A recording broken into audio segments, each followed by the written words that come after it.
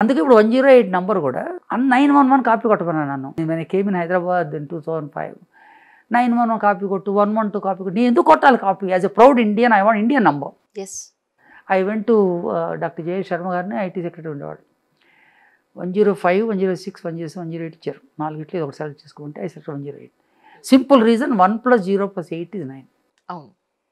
And 9 is supposed to be single largest digit, lucky enough digit. And distance between Earth and Sun, the diameter of Sun. అలాగే Yuri Gagarin orbit earth 108 times. అలా ఎన్నో కథలు వచ్చాయి. Once నా 108 if you say in the country it is for health emergency అన్నది తెలిసింది అది. But I didn't copy 911. Exactly. So as a value system I have to do something different.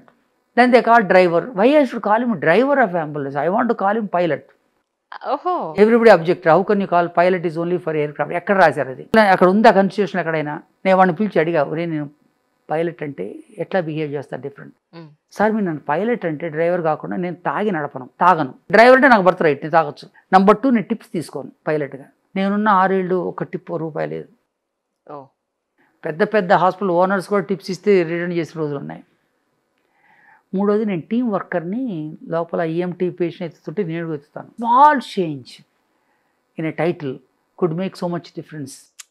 అలాగే as a value system I consider innovation is something, be different and do something different. అందుకని every time I never shifted in the same industry. Pharma నుంచి fragrance ఫ్లేవర్స్కి అయినా, అక్కడి నుంచి emergency, health emergency, police emergency, అక్కడి నుంచి ఇప్పుడు insurance. ఎందుకంటే ప్రతిసారి నేను కొత్త విధానంలో చూస్తాను. Entire from finance I move to marketing of Tegretol, epilepsy product. I learned right from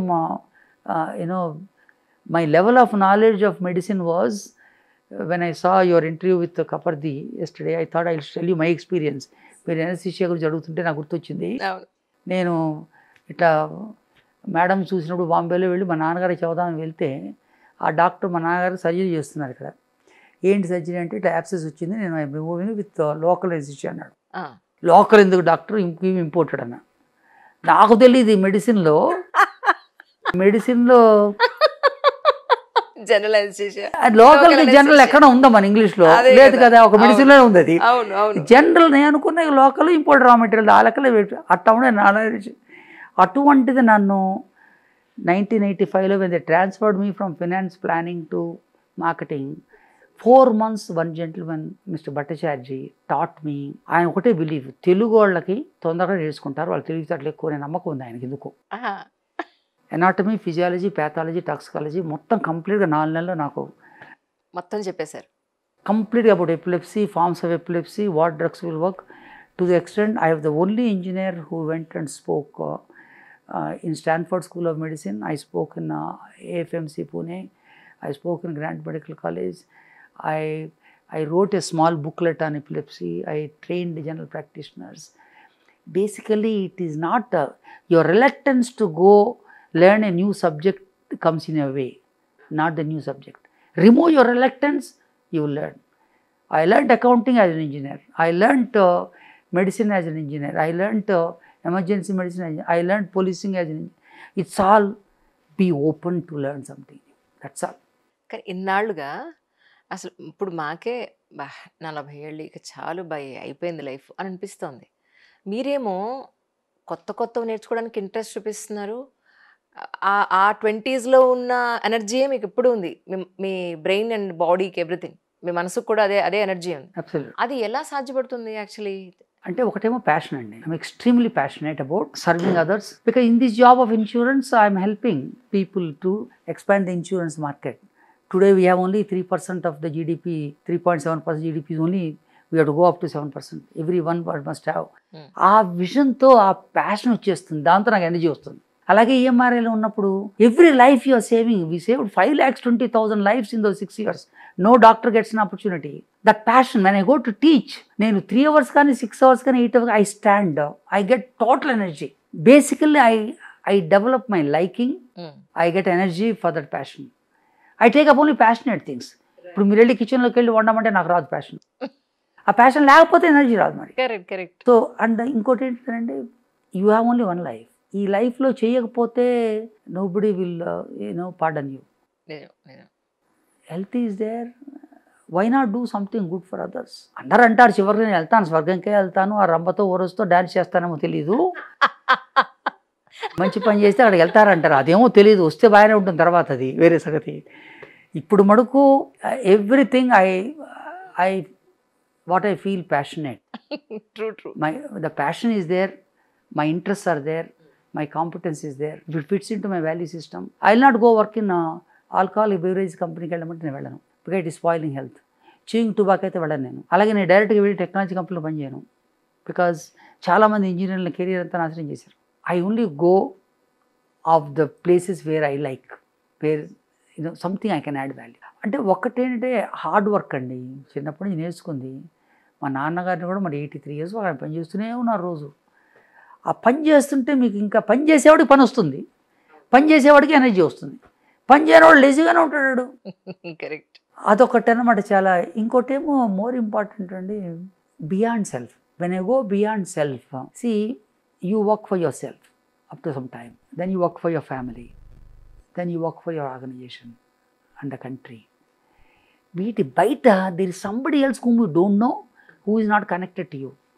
When your focus shifts to that person and that person's growth, you get passion, you get energy, you get all kinds of things. So my last 20 years focus has been only not my shareholders, not my employees, not my customers, somebody else. Whether it is emergency victim or a police emergency victim in Lucknow, or it is the current insurance, doesn't matter. ఎప్పుడైనా నాకు నిస్త్రాణం వస్తే మిమ్మల్ని తలుచుకుంటాను. I'll get more energy actually. No doubt. కానీ sir ఈ 108 start చేయాలన్నప్పుడు రాజుగారు మిమ్మల్ని పిలవడం, ఆ తర్వాత అసలు యాక్చువల్గా ఎన్ని రోజులు పట్టింది మీకు కార్యాచరణలోకి వచ్చి 108 స్టార్ట్ అవ్వడానికి? అంటే ఛాలెంజెస్ ఏమున్నాయి అప్పట్లో మీకు? April 15, 2005 వచ్చాను ఇక్కడికి హైదరాబాద్కి. అగైన్ డేట్స్ ఎంత బాగా చెప్తున్నారు చూడండి. నాకు తెలిసిన హైదరాబాద్లో నల్లకొంటను సికింద్రాబాద్ స్టేషన్ రెండే తెలుసు నాకు. నేను ఎప్పుడు ఉండాలి ఇక్కడ హైదరాబాద్లో. So new city, new place. April 15 నుంచి August 15 date already date was fixed. Rajasekhara Reddy గారికి ముందుగానే చెప్పారు రాజుగారు, April 3 చెప్పారు ఆయన. నేను సింగపూర్లో ఉంటే పిలిపించారు ఆ రోజు, ఎంఓఏ సైన్ చేస్తే మీరు రావాలని. ఆ రోజు ఎప్పుడు లాంచ్ చేస్తారంటే August 15 అన్నారు. ఓకే. April 3 చెప్పారు 2005. నేనేమో April 15 జాయిన్ అయ్యా. కరెక్ట్గా 4 నెలల్లో నంబర్ సెలెక్ట్ చేయాలి.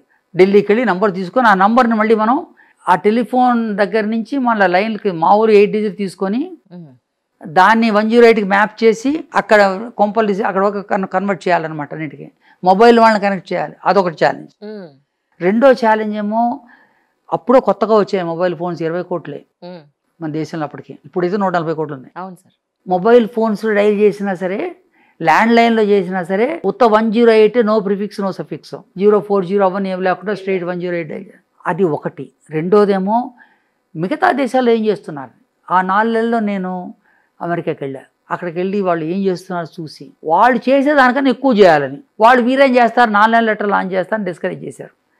వాళ్ళకి మేము బిజినెస్ క్లాస్ టికెట్ ఇచ్చి August 15 మీరు ర్యాండ్ అని ఆ నేనా అసోసియేషన్ ప్రెసిడెంట్కి, అక్కడ 9-1 నడిపేవాళ్ళని, అలాగే Stanford school of medicine professor మహాదేవన్కి టికెట్లు ఇచ్చి August 15 వీళ్ళు వచ్చి లాంచ్లో ఉన్నారనమాట. మూడోది technology.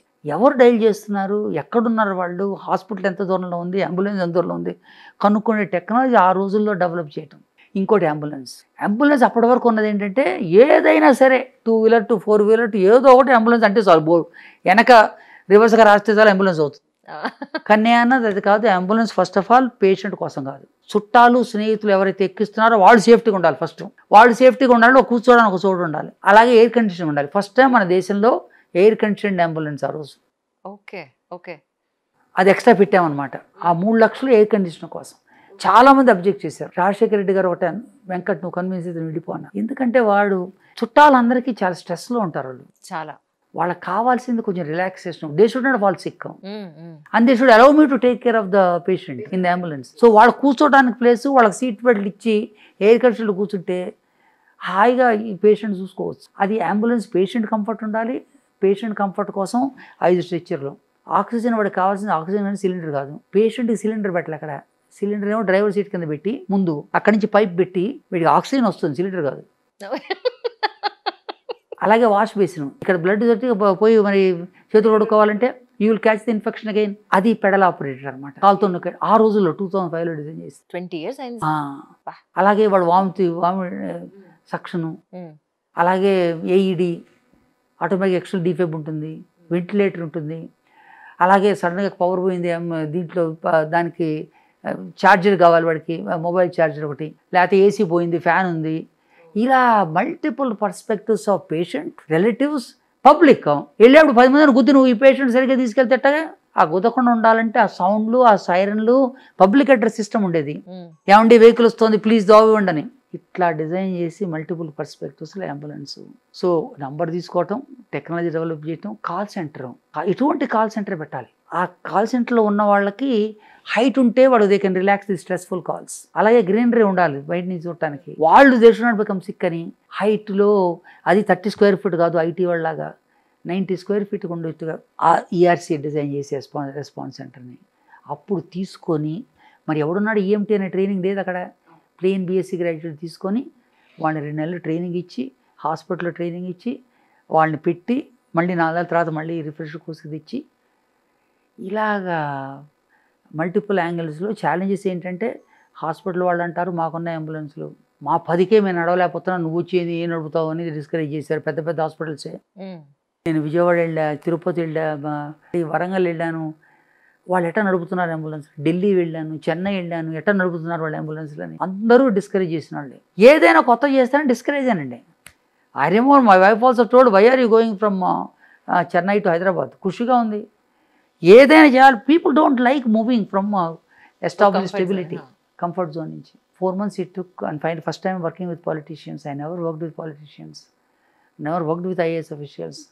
But my lesson is there are fantastic politicians who really want to do something. At least the 10 or 20% I don't know. But I'm lucky that I met such people.